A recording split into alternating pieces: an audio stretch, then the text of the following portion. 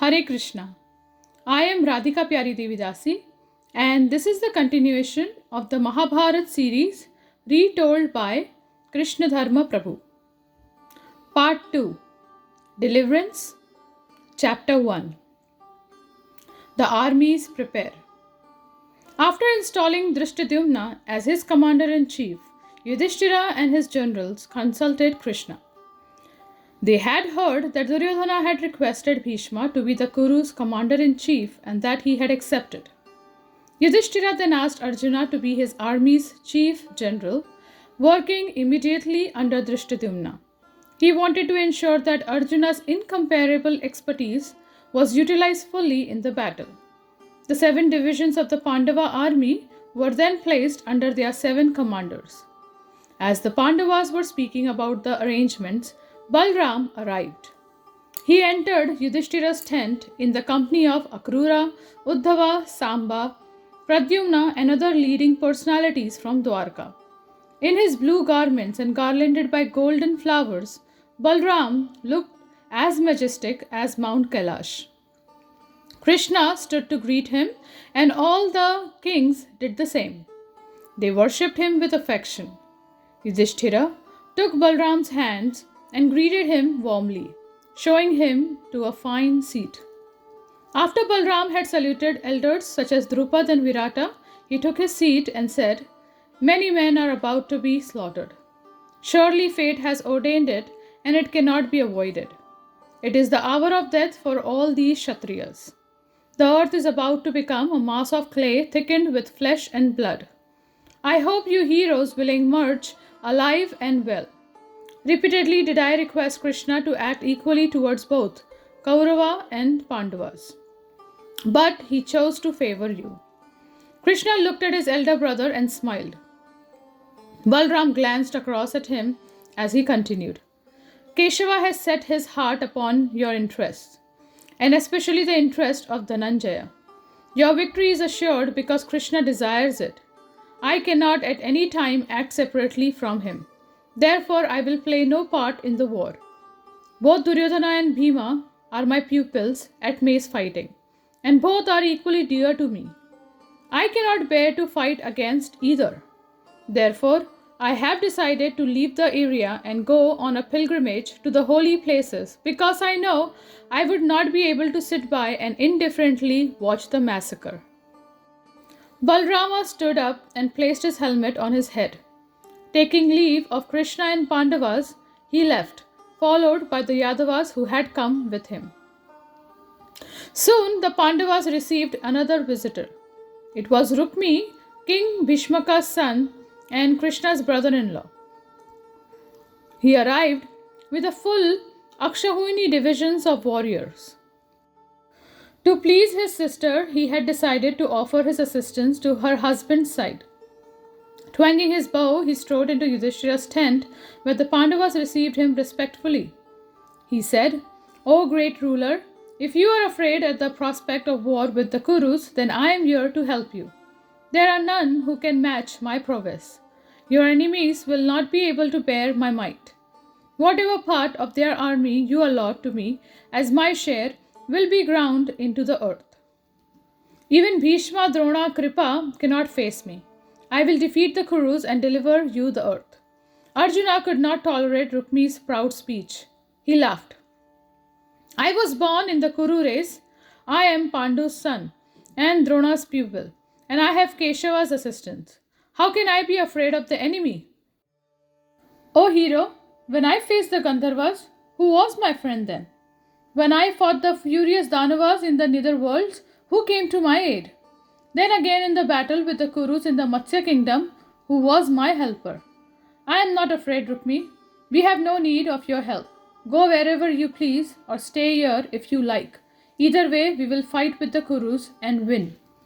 Seeing the other warriors agreeing with Arjuna, Rukmi scowled. Taking up his bow, he marched out of the tent without a word. He then took his soldiers to Duryodhana. If the Pandavas did not want him, then he would fight with the Kauravas. At least he had offered his help to Yudhishthira first. Actually, he was just as happy to fight for Duryodhana. Rukmi still remembered his sister's Swayamvara in which he had wanted her to select Shishupal. Krishna had come and kidnapped Rukmini. Rukmini had then chased Krishna and fought with him, only to be defeated and humiliated. Maybe now he could exact his revenge. Going before Duryodhana, he repeated the words he had used when speaking to Yudhishthira. Do not be afraid of the Pandavas, O king, for I am here to help you. Duryodhana also rejected him. I have no need of your help, he laughed. What fear do I have of the Pandavas surrounded as I am by the world's greatest heroes and being a mighty warrior myself? Rukmi left the Kauravas and returned home, deciding to play no part in the war. If no one wanted his help, then he would not fight. Let them annihilate one another without me. After Rukmi left, Duryodhana summoned his counselors. He had Shakuni's son, Uluka, come as a messenger to the Pandavas. Assured of his superior position, the prince wanted to mock his enemies and to show his contempt for their so-called army. Duryodhana said, O Uluka, go to the Pandavas and speak these words in Krishna's hearing. The time has now come for action. What we have expected for a long time is finally come to pass. We are about to fight a frightful war between ourselves and you have caused it. Prove now the truth of all the boastful words you sent through Sanjaya. Let us see your actual power. Duryodhana's black eyes narrowed. Standing up as he spoke, he pointed at Uluka. Say this to Yudhishthira. How do you pose a virtuous man or descendant of Bharata? You now desire to destroy the world for the sake of wealth? One who presents himself as pious while secretly concealing wicked intentions is said to be like the cat in the famous story of the old. Listen to the story my father heard from Narad Rishi. Once there was a cat who went to the Ganga. Standing on the bank with upraised paws, he said, I shall practice virtue. After some time, the birds began to trust him and even praise him for his devotions. The cat continued with his austerities, and in due course, the mice also saw the cat's peaceful demeanor and long-time pious practices. They decided to take shelter of him, although he was naturally their enemy. They said, We seek your protection. You are our refuge and our best friend. Be like an uncle to us and save us from our antagonist. You are virtuously inclined and have adopted a pious course. The cat reluctantly agreed. I will do what I can for you, but I also need your help. My austerities have made me so weak I cannot move. Therefore, some of you must assist me to reach the riverside each day so that I can bathe. The mice agreed to this and began to live around the cat. Every day, a number of them would go to the river with him and the cat would eat them. Thus the cat grew fatter and stronger, while the mice diminished in number. Soon they realized what was happening. One wise mouse among them pointed out that an animal living on fruits and roots cannot have hairs in its feces. He concluded, This cat only makes a show of devotion. His real business is eating mice. The mice fled in all directions, and the wicked cat also went back to where he had come from. O Yudhishthira, you are behaving in the same way towards your kinsmen. Your words mean one thing while your acts are quite different. Give up your disguise as a gentle and harmless man. Come out and fight like a true Kshatriya. Dry your mother's tears by winning victory in battle if you can. Remember our former antagonism.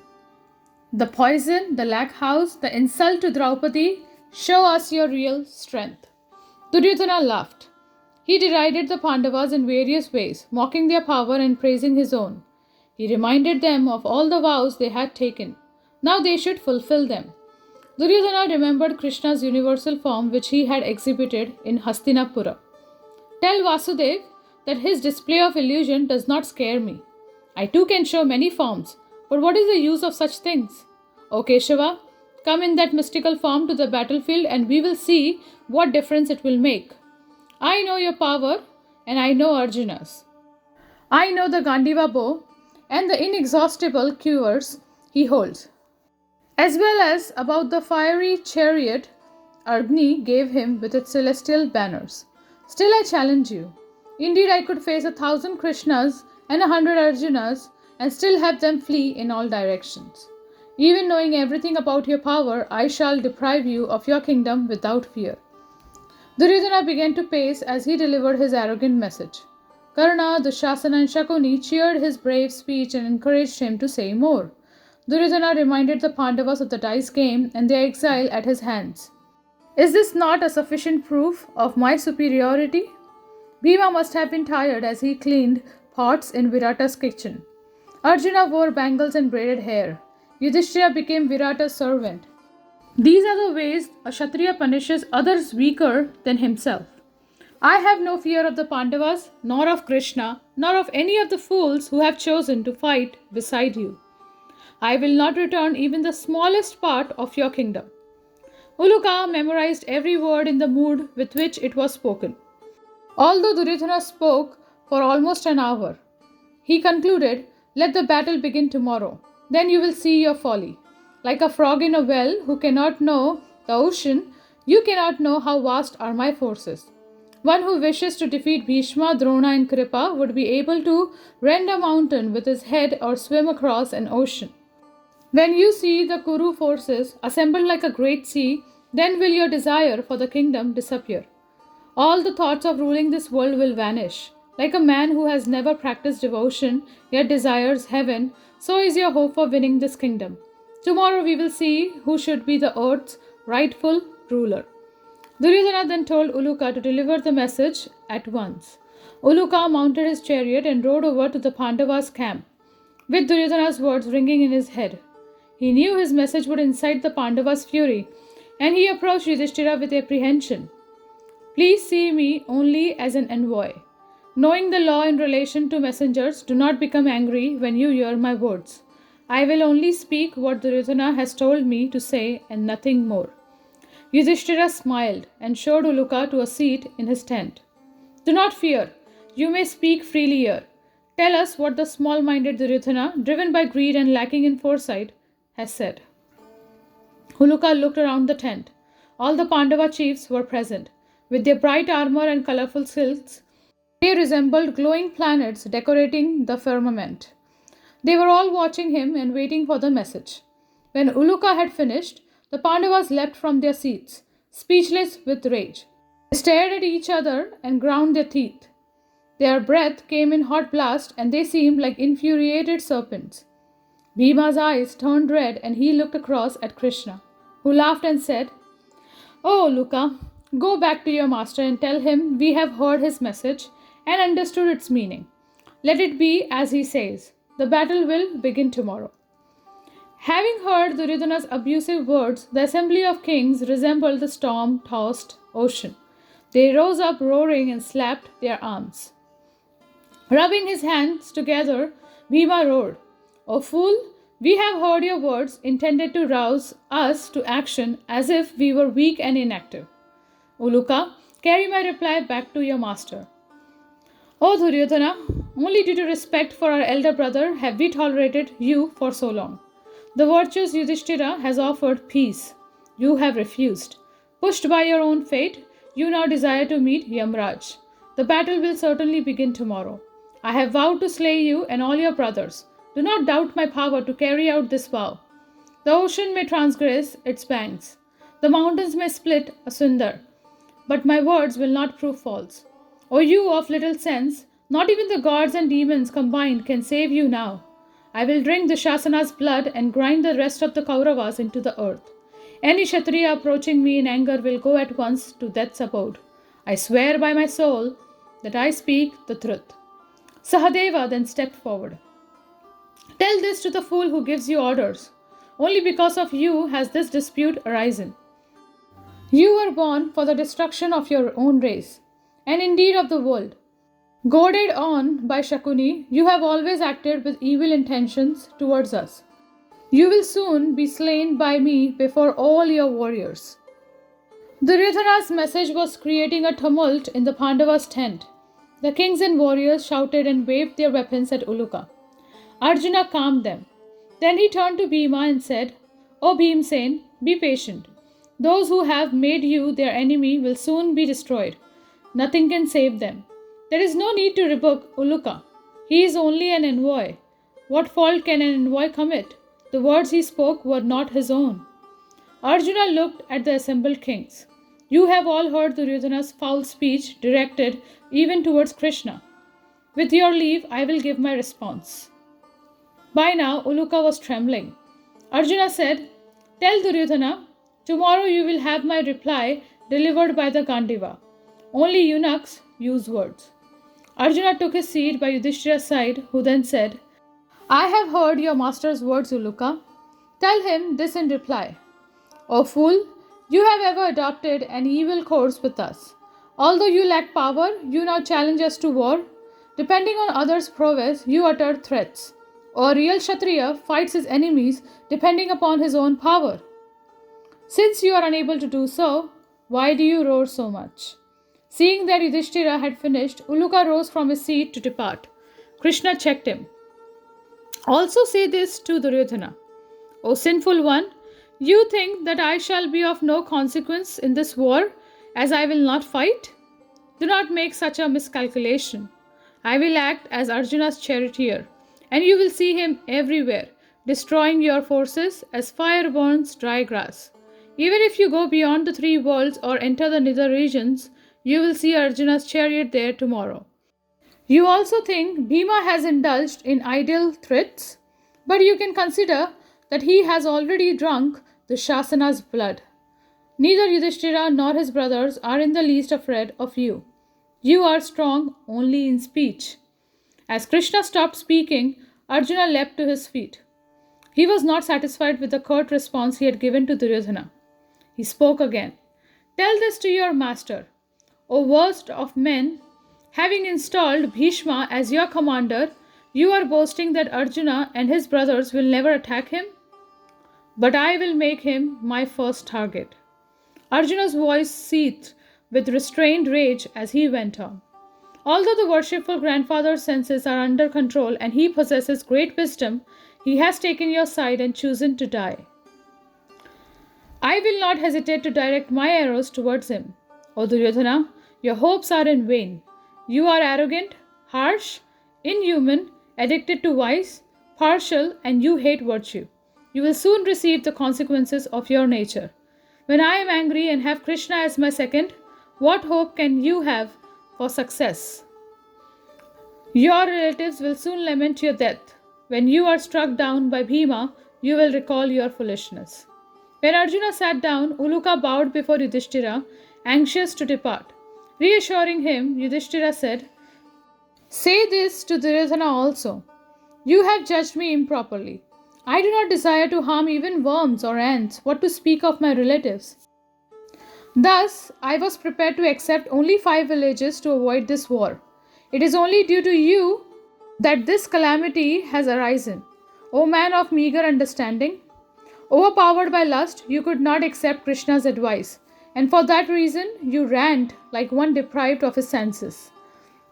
What is the use of your words? Come out and fight along with all your friends. Death awaits you. Bhima wrung his hands together and breathed heavily. Although he would have accepted a peaceful solution to the conflict, he could not deny his joy at the prospect of finally confronting the sinful Kauravas. Uluka's message had stoked his long-cherished anger to the point of distraction, but he would have to wait until morning. It would be a long night. Suppressing his rage, Bhima spoke again to Uluka even more harshly. This is my final word to Duryodhana. O sinful one, either remain in Hastinapura or lie in the belly of a vulture. Those are the only choices left for you now. I swear by truth that my words made in the council hall will come to pass. I will drink the Shasana's blood and I will smash your thighs. Know me as the death of all the Dhritarashtra's sons. As Uluka turned and bowed to the assembled kings, Drishtadryumna's voice rang out. O Uluka, tell Duryodhana that I was born to kill Drona. He and all his followers will die at my hands. There is no doubt. What more need I say? Uluka went out of the tent backwards, bowing from the waist with his palms folded. He ran over to his chariot and leapt aboard, urging his horses back to the Kaurava camp. Yudhishthira began to move his army into position on the battlefield. Drishtadryumna appointed specific tasks to the principal warriors, each chariot fighter was to protect the divisions of foot soldiers from the enemy charioteers. Equals should fight equals. Chiefs of the army were allotted chiefs on the opposing side. Bhima would fight with Duryodhana, Sahadeva with Shakuni, Nakula with Ashwathama, Shikhandi with Bhishma, Uttamauja with Kripa, and Drishtadumna would engage with Drona. Abhimanyu, whom he considered as powerful as Arjuna, was ordered to engage with all the kings supporting Duryodhana, while Arjuna had the task of protecting the entire army. Gradually, the Pandava forces arrayed themselves. By evening, everyone was in position, ready to march into battle the next morning. Duryodhana was sitting amid all his generals when Uluka returned and delivered the Pandavas' replies. The prince sneered and turned to Bhishma. The war begins tomorrow, grandfather. What should be done now? Bhishma had surrendered himself to the certainty of war and the hopelessness of making Duryodhana see sense. Replied, after bowing before Kumara, the god of war, I will act as your general. I am as capable of organizing armies as Brihaspati.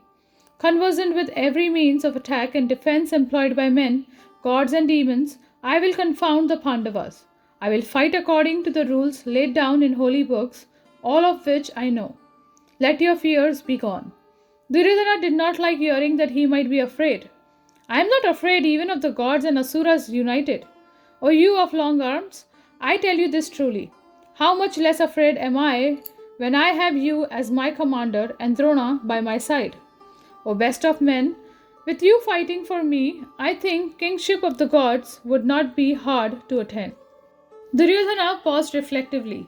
Surely his army was invincible, especially under Bhishma's and Drona's leadership. But the Pandavas had so far proved difficult to overpower, even without the support of an army. Now they had amassed 7 divisions of warriors ready for war, and the brothers, protected by wily Krsna, would fight filled with rage. He had made sure of that. The Kaurava looked inquisitively at Bhishma. I desire to hear from you about the strengths and weaknesses of the enemy and also of ourselves. Please tell me everything you know. Sitting before a large number of warriors in Duryodhana's tent, Bhishma said, O king, listen as I describe who are the Rathas, Maharathas and Atirathas in your army. There are thousands of Rathas on your sides, each capable of contending with 1,000 warriors at once. There are also numerous Maharathas who can stand against 10,000s and many Atirathas, who can face an almost unlimited number of opponents. You, O son of Gandhari, are an Atiratha, and your brothers are all Maharathas. All of you are skillful elephants and chariot drivers, and expert with weapons. You will slay Pandava forces in large numbers. Bhishma then described the strength of every principal warrior on the Kaurava's side. He described Kritavarma, Shalya, Kripa, Drona, Ashwathama, and Bahalika as Atirathas.